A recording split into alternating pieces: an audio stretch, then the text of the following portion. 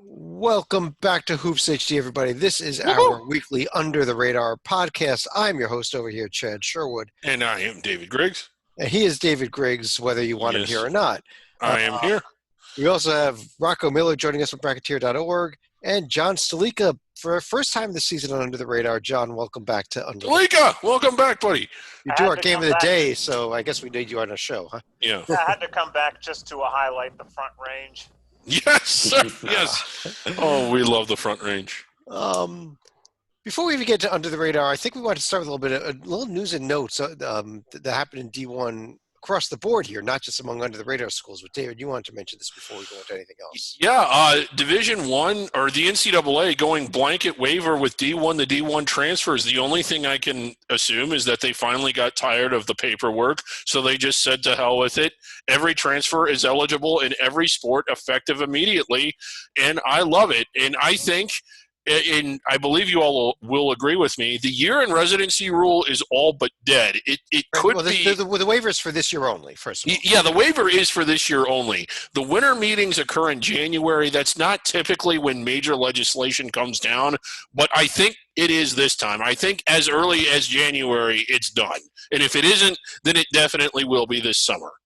Agree or disagree I think this is it. Yeah, I think I agree with you, David, and Rocco. I know you've been following this, and we've seen is pretty much every waiver that was applied for this year after about 8 weeks of consideration and sometimes an appeal was granted. So, it's kind of almost, did we really gain anything? I don't know. There's a handful of programs that are going to gain something.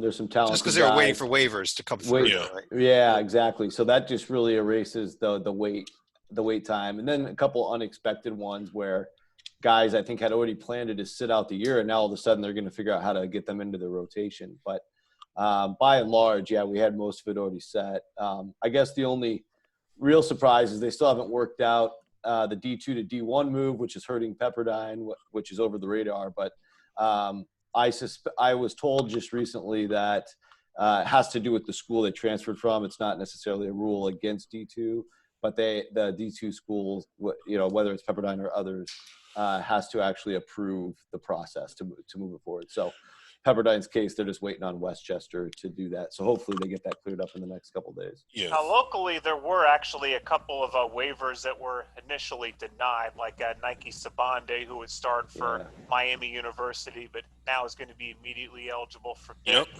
And in Xavier Nation, for example, they're happy that Ben Stanley, who had transferred in from Hampton, was one of the nation's leading scorers, is now going to be eligible after being denied himself initially. Yeah, and with the combination of every player who's playing this year not losing a year of eligibility, there's no reason to even hold a guy out, for redshirting purposes or anything like that, because you need him for next season and he's a senior. Doesn't matter. It is you'll have him next season anyhow. Correct. To come back. That is correct. But in some cases, you're also going to need healthy bodies, period. Yeah, some schools more than others, definitely. Yeah. Look at you, Northern Iowa. But let's this is our Under the Radar podcast. Stalika, now that you're back with us, why don't I have you define for everybody what it means to be under the radar? Well, first of all, there's going to be two rules here. Number one is you can't be a member of the Power 5 conferences or the other consistent multi-bid leagues like the Big East, the American, the Atlantic 10, the West Coast Conference, the Mountain West sponsored by ConExpo, ConATP. Wrong year. You're a year off. There is never a wrong year for that. Yeah. But the second rule is you cannot be a member of the top 25 because at that point you're considered to be on the radar. Yes, that rule is you can't be the member. You can't have ranked in the top 25 in either the AP or the coaches poll. We went through an entire season last year without a single one of these under the radar teams from these 22 or this year 21 conferences making the top 25. And even worse, this week's polls, not a single team from any of these leagues got a single vote even in the AP poll, and only one of them, Abilene Christian, got even one vote in the coaches poll. It's trending in the wrong direction for these schools making it to top 25 last year and this year, which is kind of but it's warranted. I mean, a lot of the better under-the-radar schools had cracks at big wins this year. Furman's had a couple. South Dakota State's had a couple. Western Kentucky's had a couple. For the most part, they fell flat. So I wouldn't vote for them. No, As much as I love these teams and want them to do well, they're not one of the 25 best. They haven't showed that. Could still happen. We've got more than enough undefeated teams still in these leagues that, you go undefeated long enough, you're going to crack the top 25. It's just the way things work. Yeah.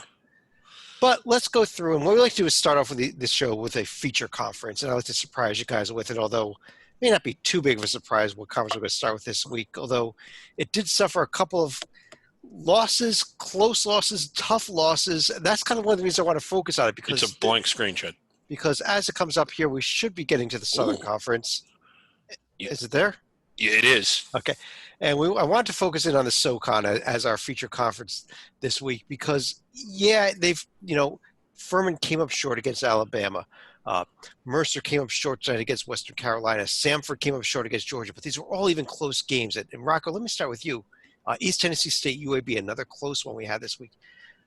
We're seeing a lot of life out of this conference, even if they haven't picked up the big wins yet. Yeah, I think it's a continuation of what we saw last year and the year before. This is a good 3+ year run for the league. I even think the middle of the league's getting stronger and stronger. Chattanooga is still undefeated. They held on against Asheville today.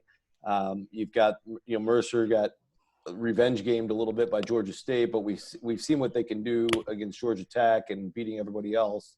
Wofford is a very capable team. Even in Wofford's losses, as you said, they are right there until the end. Losing at the end there in Atlanta against South Florida, and we saw South Florida beat Cincinnati tonight. So, how about Wofford's win over a Coastal Carolina team last night? That was a very and that's another under the radar tough team. So I think if you look from top to bottom, Furman's clearly still the favorite, I think, but unfortunately couldn't get the big win. You got Mercer right there. Greensboro's been really the only disappointment. They're still puttering along, but I think at some point they'll figure it out. Samford is a real wild card. They lost it tonight, but they show up in the most random spots. They're gonna knock somebody off this year. It's just gonna blow us away. So you can't take VMI for granted. It's a great league. I love it. Yeah, a couple of teams. Wait, David, don't forget the undefeated Citadel team. Oh yes, go ahead, David. The Citadel. I was going to say, they're 5-0, 1-0 against D1, and they beat them. That was North Carolina A&T also. A&T. But two teams that I kind of want to pull up here since we have that technology. One was Greensboro, and one is Chattanooga. Can we get those on the screen here? Okay. Chattanooga unbeaten, but pretty much untested, but still, I got to type. I'm a little slow, so keep talking. Okay. So, anyway, there's UNC Greensboro, there's Chattanooga. We're pulling them up here. This is great television, even better David, radio if you're listening. In a little in advance here. We're going slow. It's loading. Why should I do that? Okay, yeah, it still hasn't loaded. Okay, but so, again, we've got UNC Greensboro playing a little bit better. When you look at their losses – they have this game against Alon coming up. Alon, I think they lost today, but still really good. So they've got a lot of winnable games, and I still think they're going to end up with a big record. Then you got this Chattanooga team where, they're unbeaten, but Bellarmine might be the best team that they've actually beaten. I like the road win at Middle Tennessee. They've got a real good game coming up at UAB. Just because Middle Tennessee beat Murray State earlier this year. Yeah. Quick correction. Elon actually won tonight over Campbell by 10. Okay, so Elon's still undefeated, I think. Yes. Yeah. So that's a nice one coming up for Greensboro, but Chattanooga UAB coming up. Now both of those teams have been going to the bakery, but neither have lost yet. Assuming UAB beat Texas Southern tonight, I think they did. UAB did beat Southern, not Southern. Excuse me. Different team, but I'm going to pull up here if it'll load. I don't know. David really screwed up the screens already tonight. I've already screwed up the whole show. I have ruined Hoops HD. Sleeka, we already mentioned we are shutting down for COVID because of me. Sleeka, we already mentioned the big Chattanooga UAB game, but what else are you looking forward to? Again, assuming these games even happen, because who knows with the way that this season has been going. I think you have to go to a Saturday right here because Furman going to Winthrop, that's going to be a big interstate matchup right there. That's a great game. And Battle of the Undefeateds going on in Birmingham. We got Chattanooga at UAB. Yep. That's a huge one. Citadel looking to remain undefeated with a trip to Longwood. They could definitely win that one, and then against Presbyterian. This could be the team of the season here. The Citadel. Yeah, it could be. And then East Tennessee State going to Alabama in what would have been a fantastic game 12 months ago. Yeah, 12 months ago. This East Tennessee State team, not quite as good as they were last year, just by about 200 spots or so in the net. I would estimate once those numbers come out. Let's kind of jump back to the rest of the conference here in alphabetical order. Salika, let me start with you as we jump over to the America East, though, which still has 4 teams that haven't played a game, including the conference favorite Vermont and maybe an NJIT team who is new to the conference. So, I mean, I don't know what we want to say. There are only 4 games even played involved in this league this week. Well, if this were 12 months ago, we would say this would just be because of final exams, but because of COVID, those are going to be even more staggered right here. So, again, Vermont's going to be the main program we're going to be keeping our eyes on here. Yeah, and we finally have some games here scheduled, including, I think, David, I see Vermont is allegedly supposed to start playing this week, but I'll believe it when I see it. They're playing UMass Lowell, which a game they should win. I really do like this Vermont team. You know, I would love for them to actually be able to play, but a team we got to mention is one that actually has played, and that's UMBC. I think you got to kind of keep an eye on them. I don't think they're as good as Vermont, but they might be good enough to be better than everyone else to keep pace with Vermont, if that makes sense. And then, you know, they get 2 cracks at them and one's at home. I see it up there 3 times, but I know they're not playing 3 times at Lowell. So no, because they're playing 4 times. Yeah. 4 times at Lowell. Is that true? That Rocco? cannot be correct. Is that the schedule, or is 2. that just messed up there? It's Monday, Tuesday. That's it. Okay. So the Saturday, Sunday games got postponed. They're now the Monday, Tuesday games. Is Vermont going to get any out of conference games? Well, so if you look at the Vermont schedule, they moved those games up just because they were cleared to play. So they were going to play those in February. So both Vermont and Lowell have 2 weeks off in early February. If we're really lucky and they play all their scheduled games through January, they'll have 2 weeks to find non-league games. But then you got to find teams from other leagues that you got to find that are available. Yeah. So, but there is a window. Okay. There is a window. All right. Rocco, let me stick with you as we jump over to the Atlantic Sun, where I still think the story so far in this conference has been this Liberty team. Absolutely. Which has played an amazing 10 games already. Is that correct? I think they've played a handful of non-D1s. Yeah, right? they played 3 non-D1s, but 10 games overall now. That is got to be leading the nation. Absolutely. Yeah, they've got to be leading the nation, especially if we're counting those. But this Flames team, they've already showed what they can do. They beat a couple of SEC teams early on. Even Missouri, like last week, who's now a ranked team, a very high-ranked team, and beat Illinois. They had Missouri on the ropes for a good 30 minutes or so, and then Missouri started shutting down Liberty, and they got a little ugly late, and they lost. But, I mean, this is not a team you want to see in the tournament. If they're a 14 or a 13 or wherever they land, if they can secure the auto bid, I think they're a very legit team. Also, I think it's important that we give a tip of the cap to the Dunk City Eagles. Dunk City. Yeah, so huge upset over injury late in Miami, but still that's a huge jump up in weight class to get that win. Heck of a performance by the Eagles over the weekend. Yeah, Miami only has 8 players that are scheduled to be out for the next game, so that's it, just 8. But with the game, David. And I mean, it became an even bigger upset when Florida Gulf Coast lost tonight to FIU. Widening the gap even more between themselves and Miami. So congrats to the. I think they partied a little too hard after that. Yeah, this is Liberty's conference. It really is. This is a good Flames team. The one thing I'll disagree with Rocco on, I would love to see Liberty in the NCAA tournament. I would love to see anybody in the NCAA tournament just once before I die. Stalika. Crowley's Ridge College, both at North Alabama and at Lipscomb this week. A big week for Crowley's Ridge against the A-Sun. Yep, and we've already highlighted Crowley's Ridge at least once and under the radar this year, but I'm not sure we'll be doing that again. We got to get them together with Toccoa Falls and you do see Jacksonville at Miami there on Saturday. If that game happens, I don't know if Miami's even going to be able to field a team at this point, but if it does happen, maybe keep an eye on that one if Miami's still so shorthanded. David, over in the Big Sky Conference, we saw Eastern Washington give St. Mary's a game last night, but the very end, St. Mary's was able to pull that one out. Yeah, Eastern Washington is just sort of an interesting case. They're 0-4 against D1 competition, so but they've got to be one of the better 0-4 teams in the history of Division One. You know, they've played a tough schedule. They've played some good teams pretty tough, but haven't actually gotten a win yet. So I still think that while it's been disappointing that they haven't been able to get any, they've shown signs of life to be as good or better than anyone in the conference. Northern Colorado was a team that I really liked that was just blown to bits by was it Colorado the other night? Colorado, yeah. 81-45, yeah. Yeah, and again, you weren't really expecting them to win that game, but I don't think we were expecting them to lose 81-45. The story of the league, though, I still think, while they didn't really play this week, is Southern Utah.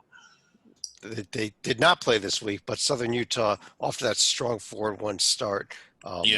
Stalika, you know, if you look at it, I mean, this week was, you know, there were no D1 wins out of this conference this week. That we've got 5 total D1 wins, and if I count, there are 8 teams without a D1 win, including Idaho. 6 total D1 wins, half of them possessed by Southern Utah. Oh, 6, excuse me. Yeah.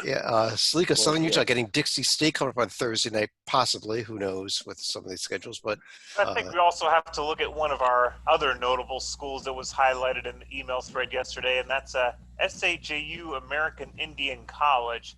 Had a game against Grand Canyon postponed, but they will at least have Idaho State and Southern Utah on their schedule.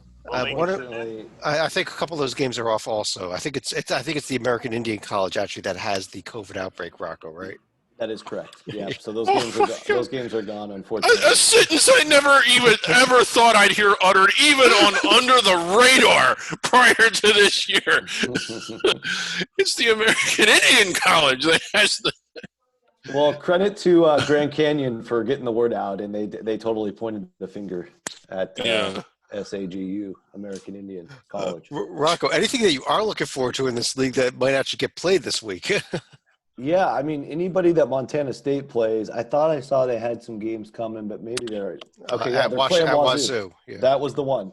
That's the one I'm looking forward to.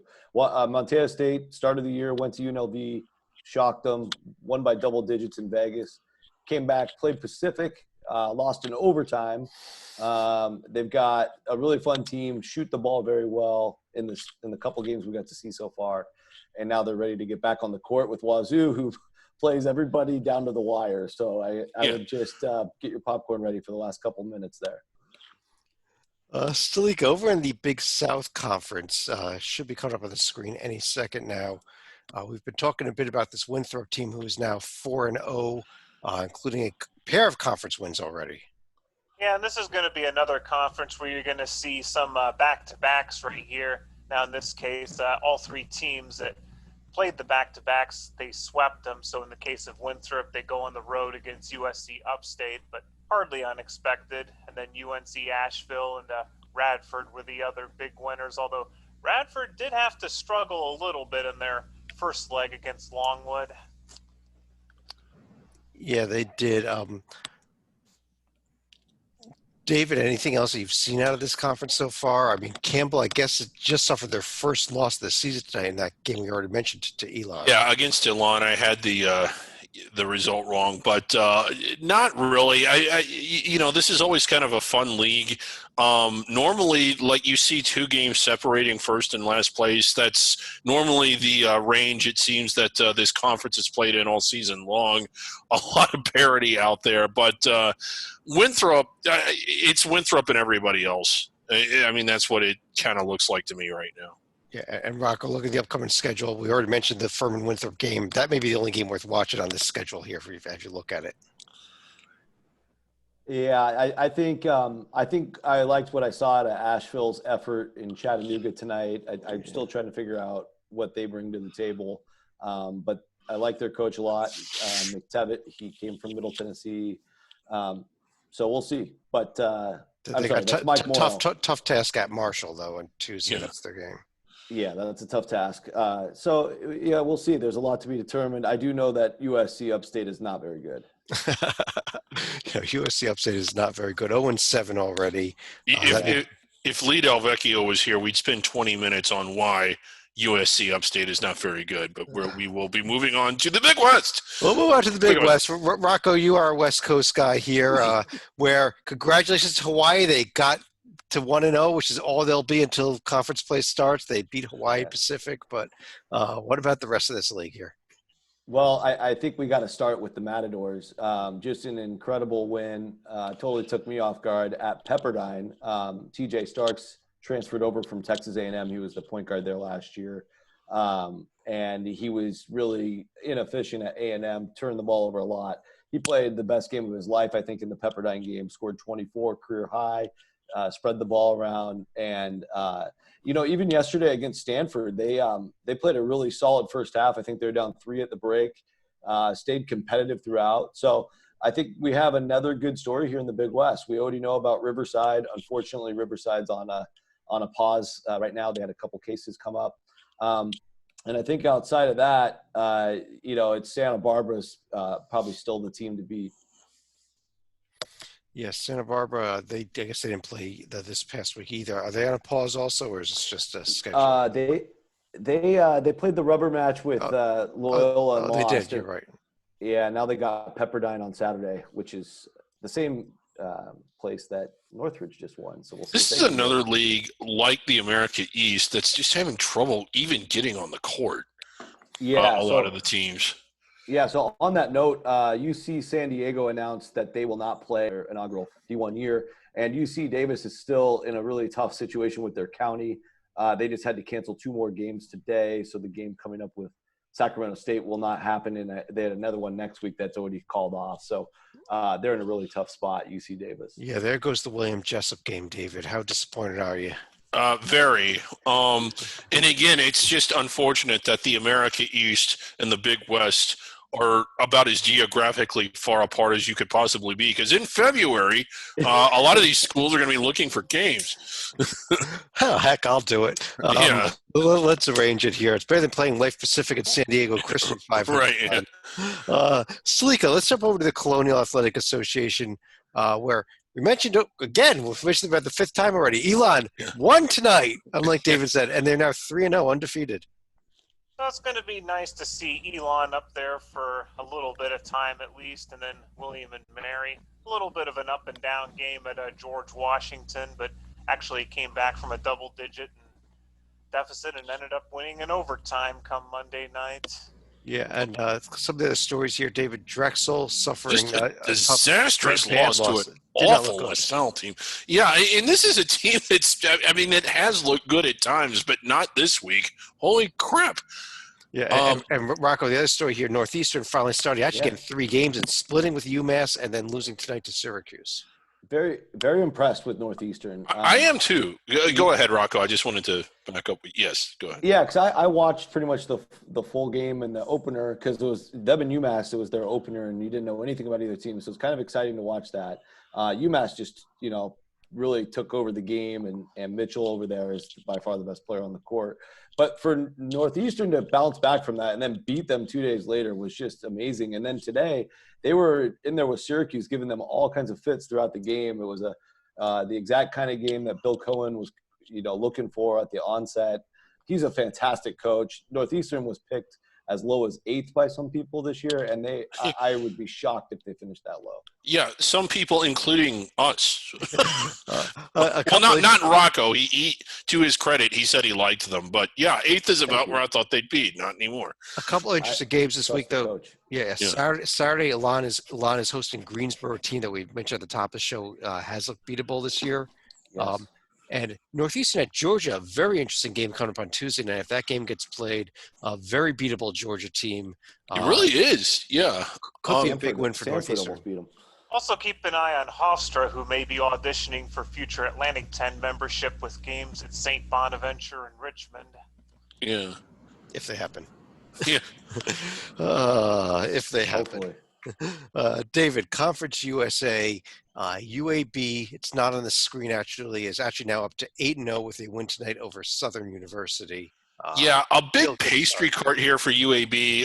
East Tennessee State, earlier we touched on how much they've struggled. UAB went there and won, but it was a sweat. So is part Actually, I'm sorry, they are only the game is on the screen, so 7-0 is the correct record. I apologize. well, yeah, but either way, the Yeah. point is the same. Okay, so 6-0 D1 opponents, Yeah. they have not been tested. And Andy Kennedy, I think he's a real good coach. I don't want to kick dirt on UAB. I just don't think that I'm as excited about them as a couple other teams in this league, namely Western Kentucky.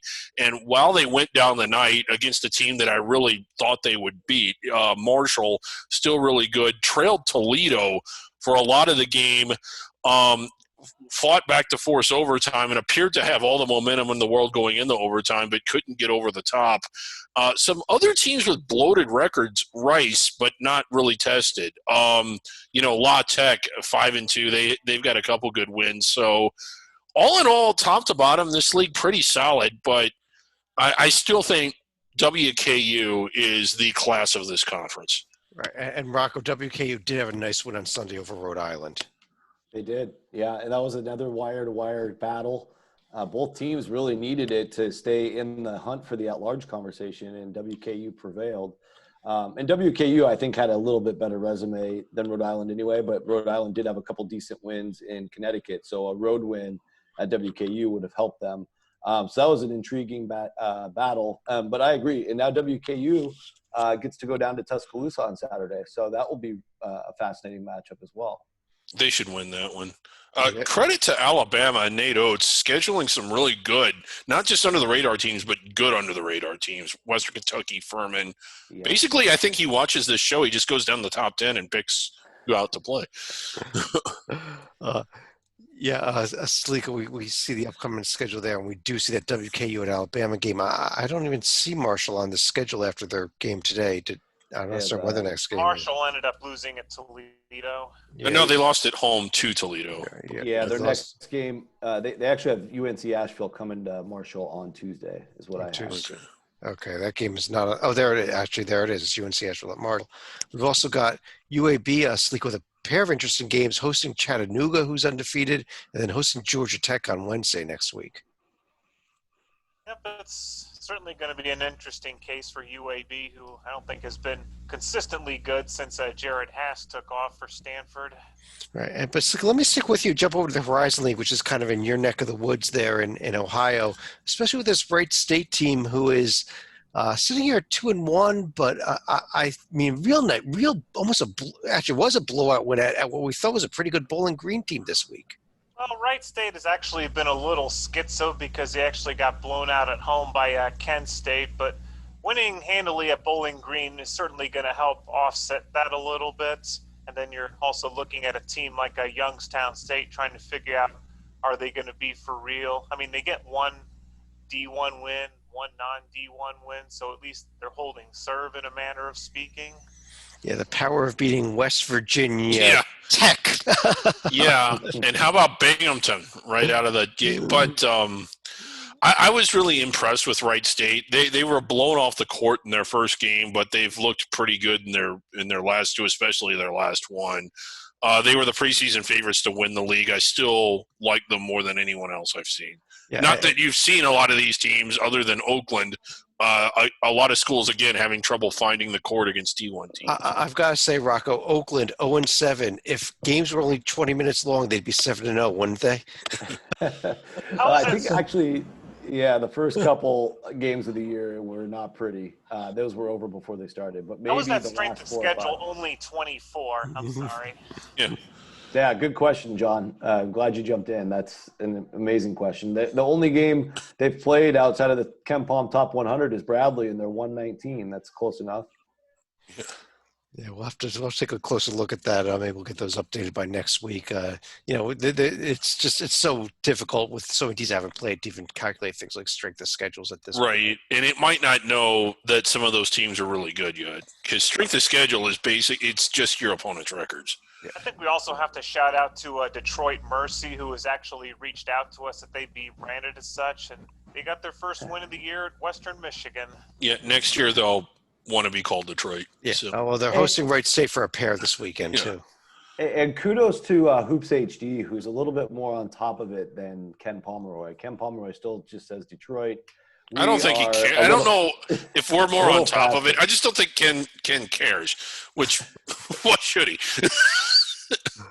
Yeah. Well, they're getting angry about it. I got a message from them too, separately from Hoops HD. Oh, there's a campaign going on. David, your conference is up. All right, the Ivy League. I hold the grades from 5 of these institutions. Unfortunately, none of them playing this year. Sleeka, Metro Atlantic Conference, another conference that I guess only Siena left still without games.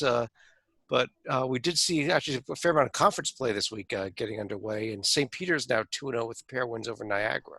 Yeah, also noteworthy that St. Peter's was the only team that actually won both games against Niagara, because you had everyone else splitting the games, including Iona, Ryder. I mean, also keep in mind, Monmouth, they just had a home loss to Hofstra, but at least they're finally starting to play some games this year as well. Yeah, I want to see Siena play because I think they're going to be good, but we don't know. They haven't played. Rocco, I got them on the schedule for Friday. Is that going to happen?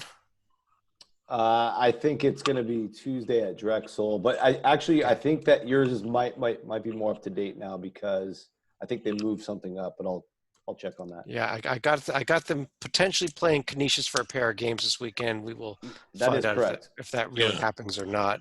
Hopefully it does. Yeah, and chances are, again, in February with DePaul, the Big West, and the America East, Siena going to have to play some games. Unfortunately. Sorry about that, John. I was just going to say, Siena Canisius did move theirs back to they are going to go 26th and 27th right after Christmas, but Siena does have a game Tuesday as well to tune up for that at Drexel. I was going to say, remember the name Jalen Pickett? I promise you will not be disappointed when you see him in a Siena uniform. Yeah. Oh, yeah, he's good. Rocco, the Mid-American Conference, this conference has gone, I think everybody has at least 2 games in now that Akron finally got started with powerful wins over the likes of Cedarville. They lost to the Bonnies in Cleveland. Yeah, I think overall, the majority of the league I'm pretty intrigued by. Northern Illinois is really weighing the league down there in the 300 neighborhood, but and Miami, Ohio had a pretty ugly loss to Buffalo, but you've seen good things out of Buffalo. You've seen Toledo get a big win tonight. We've seen and been really impressed with Ohio. Bowling Green still has Turner, and Ball State can hang with anybody. I think there's a lot of depth, and I'm intrigued by Kent State as well. So with 6 or 7 solid teams mixing it up, I think there's going to be some good ball to watch. Yeah, very nice win, David. Kent State over Northern Kentucky by almost 20 points. By 19. Yeah, and I agree with Rocco, and that's kind of typical of this league. It's really hard for anybody to run away from it. Even when Buffalo finished in the top 25 and was way in the top half of the bracket, they still lost 2 or 3 conference games. This is a league with a lot of rivals, and it's rare that you see anybody run away with it. Right. And Sleeko, we got to talk Toledo now after what they did winning in Marshall tonight. Well, Toledo's kind of been an off and on team right here. They've shown some flashes during the beginning of the season at Xavier, where they got out to an early double-digit lead and were unable to hold on. So they certainly have the potential, and they showed it earlier tonight in a shootout at Marshall. The upcoming schedule in this league, again, if these games happen, we've got some conference play, some non-conference play. I guess Buffalo at Syracuse, that might be a little Defiance. I'm assuming that's Defiance, Ohio. Had no idea there was a school there. I guess so. Defiance at Miami, Ohio. Buffalo going to Syracuse, and who knows if these games will be played. Let's just Buffalo Bonnies, big 4 game. David. Yes. Missouri Valley. Okay. Buffalo Bonnies is not a Big Four game. The Big Four. Oh, is it Bonnies the fourth game of the Big Four? Yeah, you're right. Yeah, it is. You're right. It's Yeah. Canisius and Niagara and Buffalo and Bonnies. Yeah. Okay, that's not the Missouri Valley, but okay. Okay, let's do the MEAC instead of the Missouri Valley. How's that? Okay, so the MEAC against D1, we've again Norfolk State probably really the only Can we story. talk about FAMU this week though? Going to Why? Austin P team that we thought was pretty good at winning by 6 points on the road last night. I'd rather not point out how good I thought Austin P was. Yeah, and FAMU winning on the road again. We're seeing teams win on the road that never went on the road, or anywhere, or at home. I mean, not a bad week. They get a win over Greensboro by Coppin State, and FAMU's winning at Austin P. That's one of the better weeks in MEAC history, Rocco, isn't it? I think so. I think that's not UNC Greensboro, is it? Yes, it was. It was. Yeah. Oh. Coppin beat the Spartans. That's right. Oh my goodness. Okay. Yeah, this FAMU team's been pretty interesting. They've been everywhere. They went to Oregon, to Oklahoma, to Georgia, and now to Austin P. And if you remember a couple of weeks ago, they had Georgia scared with about 8 minutes to go. I think they had a lead. So they've been knocking on the door, and Austin P was ripe for that. They've been stumbling for a while, and I think the writing was on the wall when the Rattlers came to town. So yeah, I think there's some improvement. I do think NC Central and Norfolk are going to be the two leaders, and we'd love to see Maker get back on the court for Howard by next year. Yeah. So we'll see how that plays out. Yeah, and just a note here, the MEAC did revise its conference schedule. They are now doing the double up conference schedule. They have one that so many other conferences are doing where you play two games on back-to-back nights at the same site against the same team. So revised conference schedule did come out for the MEAC this week. Salika, I'll give you the Missouri Valley Conference that I meant to give to David. How about talking about 6-0 Drake, 3-0 Southern Illinois, 0-0 Missouri State? Where you want to go? I think we're going to look at the upside here and take a look at Drake, who actually did get a nice home win against Air Force right here. And if you're looking at a team like Loyola Chicago, they do get a nice cross-county win against Illinois Chicago. And David, I was actually impressed. I mean, they lost by 14 technically to Wisconsin. I think that Loyola played very well in that game as well. Yeah, they did. And that was something that Whiskey didn't really open it up until the final minutes of that game. Loyola was right in there. So I was really impressed with them. I know you talked about Drake a little bit. They need to lift some weight. You don't want to dog a team for being unbeaten, but they haven't really beaten anybody that makes you think, oh, man, this team is good. Yeah, Rocco, heading into the season, we love this Northern Iowa team. We were talking about as at-large worthy potentially. Very, very bad start to the season. Had a lot of injuries, and now they're shut down until conference play. Yeah, and AJ Green out for the season just came out as well. Preseason Valley Player of the Year, and I think reigning Valley Player of the Year. That's a huge blow. But I still think they have a good nucleus of players. I still think they'll finish in the top half of the league. They also had an A10 player transfer in. I don't want to guess the school and be wrong, so I won't do that. I just know he's an A10 guy that was pretty productive. With the new ruling today, he's going to be eligible right away, and it's a team that needs him. So we'll hang out until December 27th and see how they do against Missouri State. And speaking of the Bears, welcome back. You beat William Jewell by 9 tonight. Congrats. Oh yes, screen it's not yet on the screen, but yes, that game has gone final since we started. 1-0 non-D1 win for Missouri State. Congratulations to them. We've got the upcoming schedule: Drake, a trip to South Dakota, a home game against Chicago State, and a home game against North Dakota. So they could be 9-0 next week. They will be 9-0. Those are really, really weak teams. We'll talk about South Dakota a little bit here when we get to the Summit League because they had an interesting week, but we're still a few conferences away from that. But David, I want to stick with you and jump over to the Northeast Conference, one of our favorite leagues, well into conference play. More games going on today with Long Island, Bryant, and Central Connecticut. Central Connecticut's picking up yet another conference win here today, 2-2 league play. And look at the parity. Like, look at all the teams. Yeah, well, I don't know. But yeah, Everybody's within a game and a half of first place, right? yeah, it is. And I mean, how amazing is that? I mean, granted, we've only played between 1 and 2 games, but still, some good stuff there. And again, just Central Connecticut going out and getting the win. It's just it just goes to show you that you just never know what's going to happen in this league. Well, they've played one league team so far. They played 4 games against SFBK, and that's all they've played. Just the way that these conference schedules are going. Very interesting schedule. I've never seen that before. So, 2 teams of the same conference play each other 4 times by the middle of December. Rocco, welcome to 2020, right?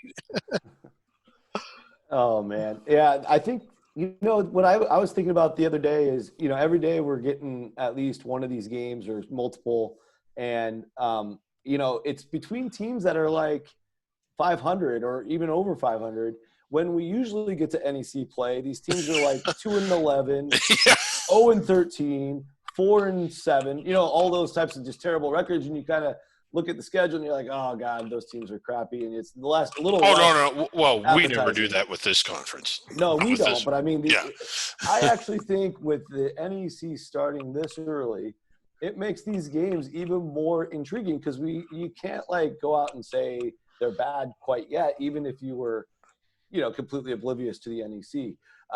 And I think it's a good idea of going forward. Like there's going to be a lot of learnings through the 2020 process. This could be one of them where maybe we do a series or 2 in December every year with the NEC just to get more eyeballs on it. I'm certainly paying closer attention, and I would pay attention anyway. But this is like getting me to actually like watch it over bigger teams.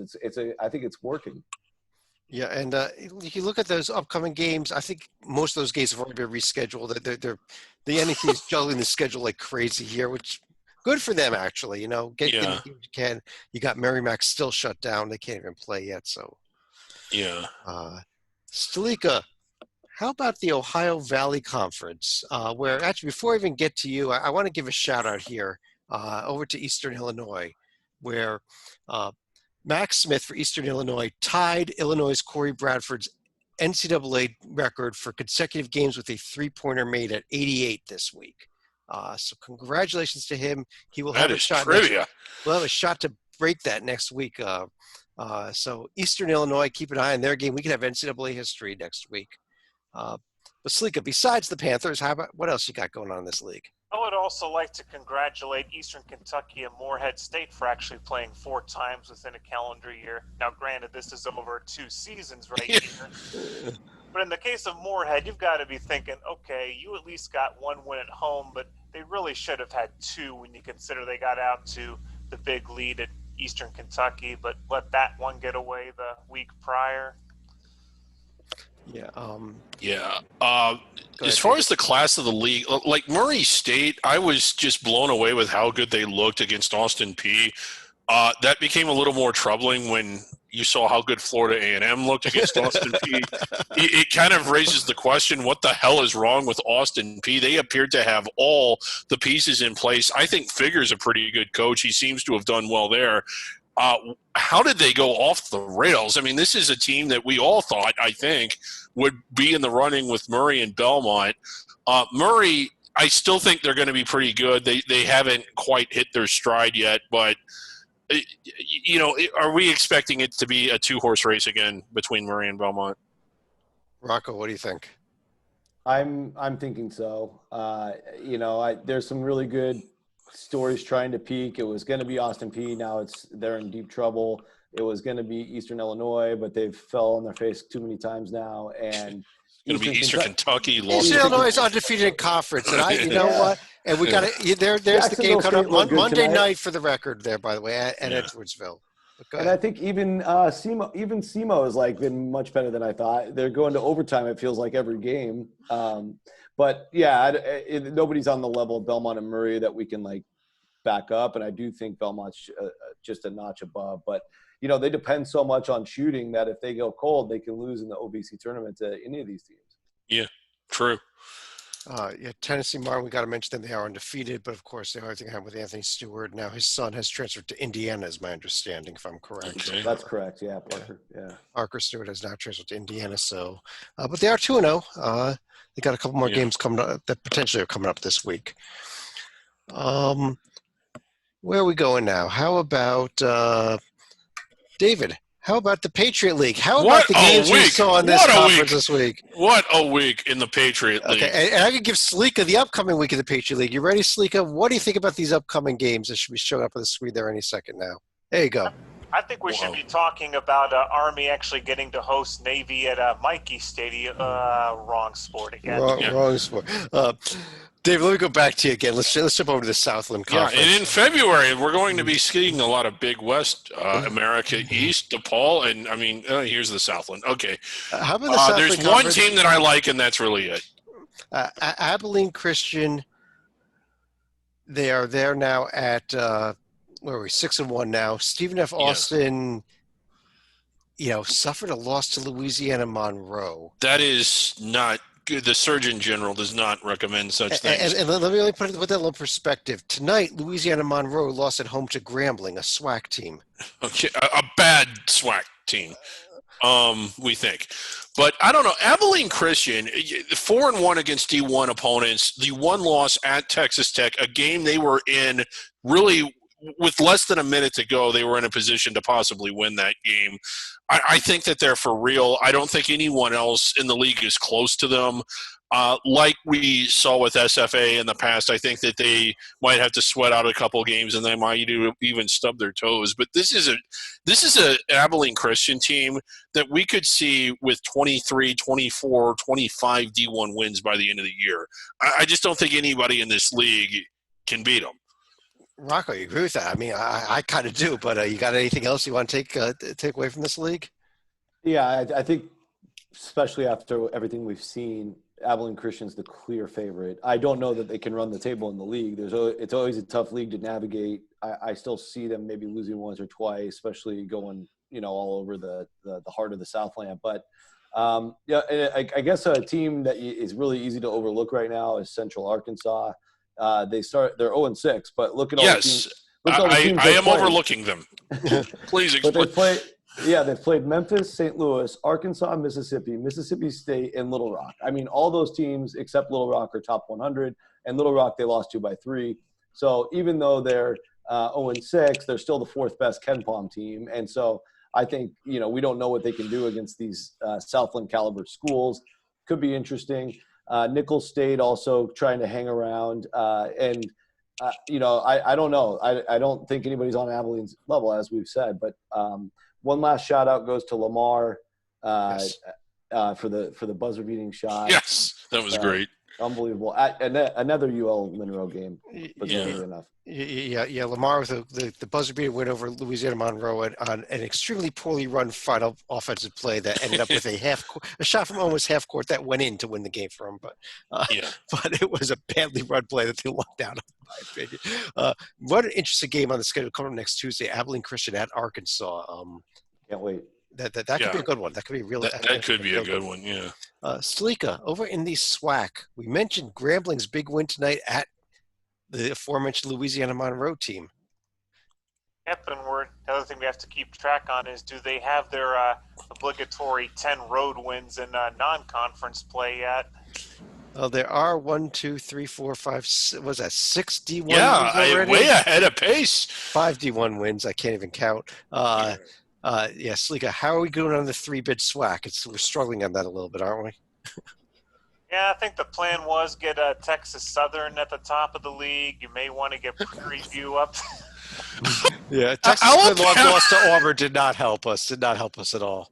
Alabama A&M went to Samford and won, and I guess they've decided to call it quits. Like, you might as well quit when you're ahead. Both A&M and Alabama State, Rocco, I think, are both on COVID shutdown, aren't they? Although it looks like Alabama A&M might be coming out of it this week. Yeah, it looks like they're going to host South Alabama this Saturday, which is a big home game for the Bulldogs. I actually see Alabama State there on Monday, potentially, at North Alabama. Might not be true. I think that – no, that one got scrapped because Alabama State's announced that they are doing no non-conference non-conference games this year, much like UC San Diego. Their opener will be January 2nd, so that was a late scratch. So go ahead and scratch that one off the list there. That's not going to happen. Texas Southern at BYU, if it happens. Yeah, that's on schedule. Could be an interesting game. Yeah. Southern going to Cal Baptist, Pine Bluff. This is just kind of like. Let me go back to Rocco then as we move over to the Summit League. And Rocco, this was the Dakota Showcase week. They weren't conference games, but we saw 6 games that were, watching these 6 games that happened in the Dakotas between the 2 North Dakota and the 2 South Dakota teams, the round robin. If this is what we get for the conference season, this is going to be a fun conference season in the Summit League. Yeah, and I mean, we get to see usually at least a combination of these 4 schools, if not more, in each conference tournament at the Pentagon. So why not just have them do a early season Royal Rumble like this? Because it was awesome. And the strangest result clearly is the Coyotes getting after their rival, the Jackrabbits. I was floored. Yeah, I mean, the Coyotes lost their first 2 games to North Dakota State. Teams more in their weight class, and then they take on South Dakota State, who had won their first 2, and they beat them by 13. It wasn't even that. I mean, they were up by 22. I want to say with 5 minutes to go. Yeah, I mean, it was just like you throw the records out the window when these 2 get together. That's all I learned. I guess so. Good God, yeah, but really. And again, you want to applaud the Yotes, but I mean, kind of a damaging, toe stub here for a South Dakota State team who we think is good enough to get inside the bubble, but what is their margin for error now, or is there one at all? Yeah, so I would say, the loss, that's their one bad loss. Their good wins are Utah State, Iowa State, and Bradley. Utah State and Iowa State are in a pretty deep hole right now. Bradley could play their way back into to a really good win, but that's it. I mean, South Dakota State's going to have to probably run the table in the league and do it with really impressive style points. They'll get 2 more games against South Dakota at least, so they can prove they're better than them. I'll tell you what, Stalika, the one team that I was probably most impressed with after this event was North Dakota State, who got their first 2 wins of the season by beating both North Dakota and South Dakota, and only lost by 2 to the Jackrabbits. This is a North Dakota State team that even though they're only 2-5, has played pretty well so far this season. Well, at least played well, at least as far as the Summit League goes right here. Yeah, I do like this North Dakota State team. 1 score not on the screen there. Oral Roberts, 1 extra when they lost to Oklahoma tonight. That game did not quite make the screen before we started the show. But upcoming schedule, Stalika, let me stick with you. Is there anything that you're looking that really sticks out for you here in what might be coming this week in this conference? All that matters for Oral Roberts is they got bacon last night, so all is good. Yeah, the other North Dakota State game that I missed was their game at Kansas, that they were right there the whole way. Interesting road test at TCU actually on Tuesday night, North Dakota State. That might be one worth circling. Yeah, definitely. Let's go over to the Sun Belt Conference. And Stalika, I got to stick with you when we jump to the Sun Belt Conference because I know there's a game you want to talk about that happened involving a team from San Marcos, Texas in this league. Our Lady of the Lake. But I feel like we need a Chad here to set up the scene right here. Set up the scene. Set up the scene for Our Lady of the Lake pulling a sword out of the lake. Pulling a sword out of the lake, yeah. The Arthurian legend for anybody watching that didn't get that reference, which I'm guessing is everyone. Yes. Our Lady of the Lake, non-D1 team, picks up, I believe, their second all-time non-D1 win. They'd beat Incarnate Word a couple of years back. I believe while Incarnate Word was still transitional, but they win at Texas State. Rocco, with regard to the rest of the conference, nobody left undefeated even. Coastal Carolina going down that game we mentioned against Wofford, for example. I've been very disappointed with this league, honestly, so far. Yeah, I mean, if you're looking for someone to bust out and get in that large bid, this is probably not going to be your league. But I was encouraged by a couple of things we saw tonight. Troy taking care of Samford, a little bit of a surprise. Georgia State getting revenge on Mercer was really good. And last week, a win that looks even better now. Appalachian State got hot at Charlotte and won that game. So there's some potential here, and we've talked about Coastal. Louisiana's played really well so far, I think. And UT Arlington's a good program, even though they're 2-4. I got to call timeout on you here, Rocco. I understand the Appalachian State, and I understand also that Tennessee is one of the best teams in the nation. But 79-38. Saving their legs. Okay, that must have been it. They sent their they threw in the towel early. Well, the one shining spot, Georgia State, their only loss to Mercer, a team that they got kind of revenge on the night and looked really good. Are they kind of – are they going to be the flag bearers? Like, are they a team that could get up to the 12-13 line and be really dangerous? I think they are. No one else, yeah. I think it's Little Rock still, quite honestly. You still think it's Little Rock? Okay. Yeah. Upcoming schedule in the league, David, anything that you're really circling here? Yes. How about Georgia State's next home game on Friday night against Carver Bible Salesman? The Carver Bible, this is about their 15th D1 game already. I think they play every single night. Yeah. All I'm going to say, we all remember Open Bible, one of my favorite stories ever.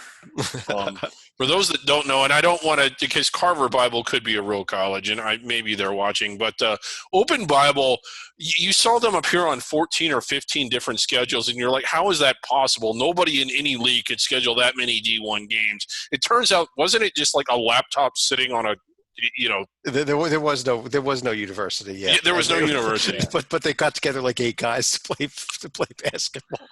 It was pretty bad. I'm also going to go ahead and highlight Coastal Carolina because they'll have exhausted their 4 non-D1 games after Alice Lloyd come Friday night. Yeah. Let's move into the final conference here, the WAC.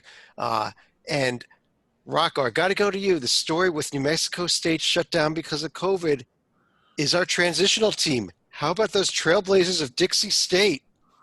Dixie State, yes. They've been very good. They beat North Dakota in the opener. They won at Denver in a narrow win on the road last week.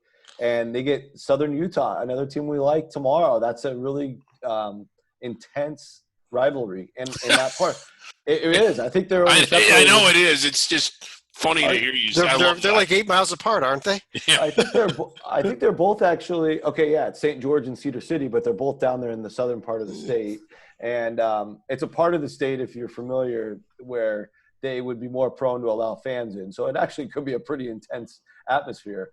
And so, I think this Dixie State team had a ton of success in the D2 level.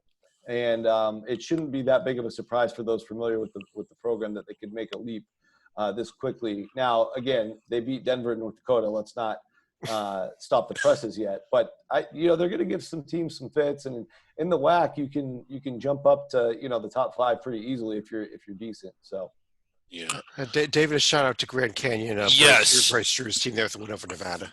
Yeah, win over Nevada, and again, not a win, but they took Arizona State to the wall. It wasn't just a close game; it was a well-played game. And they had a chance to win. They missed what would have been a game-winning shot at the buzzer. So to go up against a legitimately ranked team and play that well against them, I know that loss really stings. With them being neighbors and kind of feeling like little brother a little bit. But if they can play like that, they're going to win a lot of games.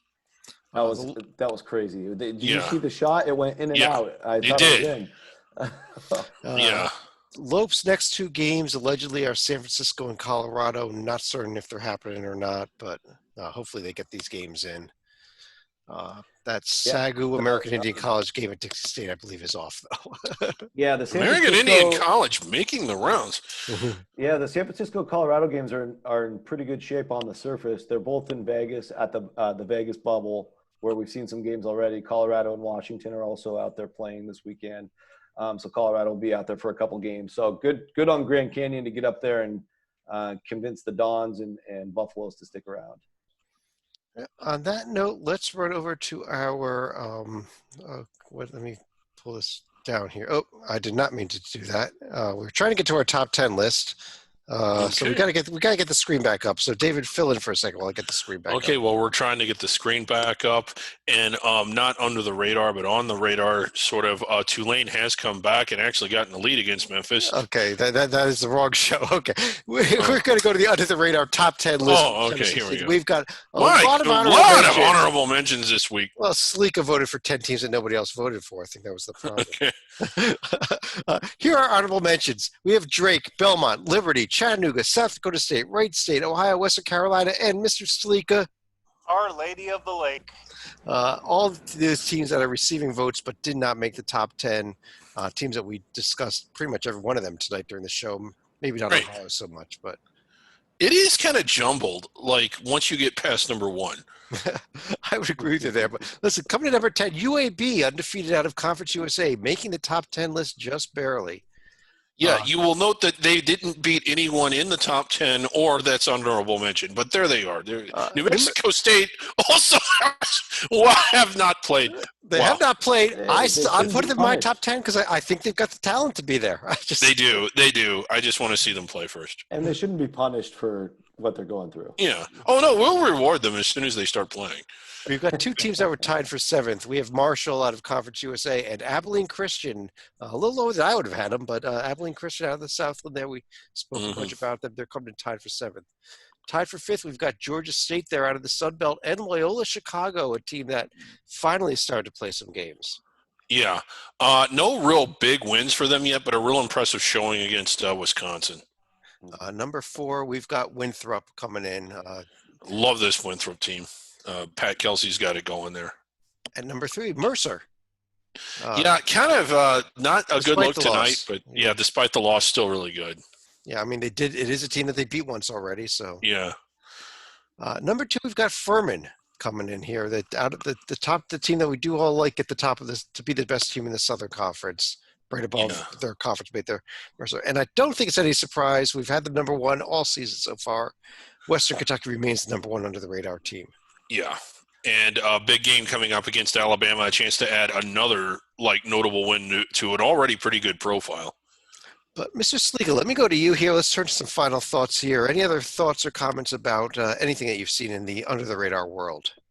Well, I think if you look at my tagline, this is where I not just go under the radar, but off the radar, because this is normally the time of the year where Taylor University, who's an NAIA school in Indiana, they usually have their silent night game where they will go silent for the first 10 points of the game, and then their students will rush the floor and have a nice little party and festive atmosphere. But for obvious reasons, we cannot do that this year, so we are looking forward to the return of Silent Night in 2021. Yes. Yes, we are. Rocco. That was very under the radar. Thank you, John. A couple of quick things.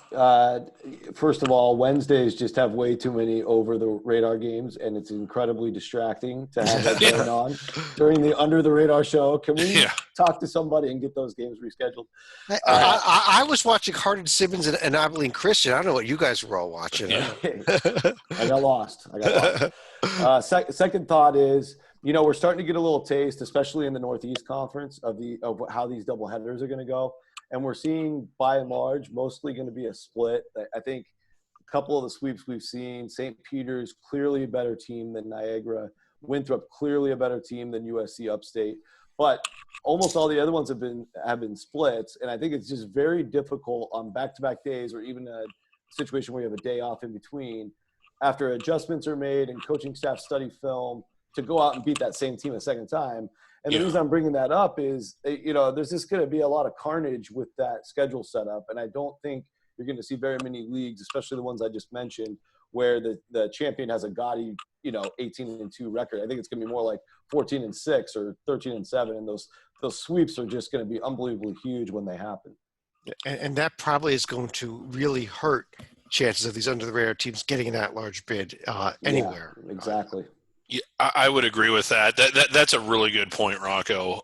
Because again, it is a lot of carnage, and it is what you've just said. Like when you play a game and you lose, and you turn around and play again the next day, like what you need to do and what you need to go over and the adjustments you need to make are fresh in your mind. It's almost like coming out for a second half. Yeah, Where you can make adjustments. So I think you're absolutely right. You're going to see it's hard to beat somebody twice anyway. It's exceptionally hard to beat them twice in 24 hours. exactly. And as a player too, like as a player, if you lose, you're pissed off and you just want to get back out there and play that team again. Yeah, If you win, you start to feel a little more confident. You got this. I mean, the mentalities go two totally different directions. So it right. makes sense that you see these splits. Yeah. It does. David, you want to finish off the show? Yeah, there's some really good teams out there.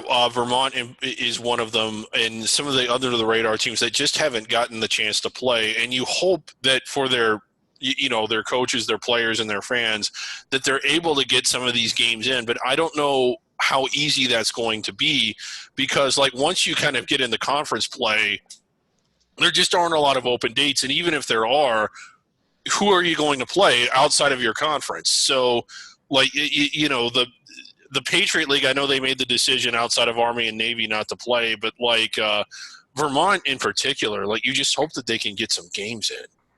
You really do. I mean, and that's one of the teams that I was really looking forward to watching all Right. season. And New Mexico State, another one. And again, like they are really good. Maybe 10 seed is good. I mean, they're really good, but they haven't played anybody. Yeah, I mean, they at least played 2 games, even though they were non-D1 games. Yeah, 91. Yeah, but Vermont, I mean, I want to see them play anybody. I'd like to see them play non-D1 games, just to see them play. But yeah. on that note, I do want to thank everybody for having joined us. On behalf of Rocco Miller, you can check him out at bracketeer.org. John Salika, David Griggs, as I mentioned before, if you follow him on Twitter, please don't. Make sure you delete him. No, I think we should follow him because in the future we need to have fact checkers dispute his tweets on Wednesdays. That is very true. All right. You can follow him and you can fact check him and tell him how wrong he is. But I'm Chad Sherwood. Thanks for joining us. We'll be back next week with both a Hoops HD report and an Under the Radar. And we'll talk to you again real soon.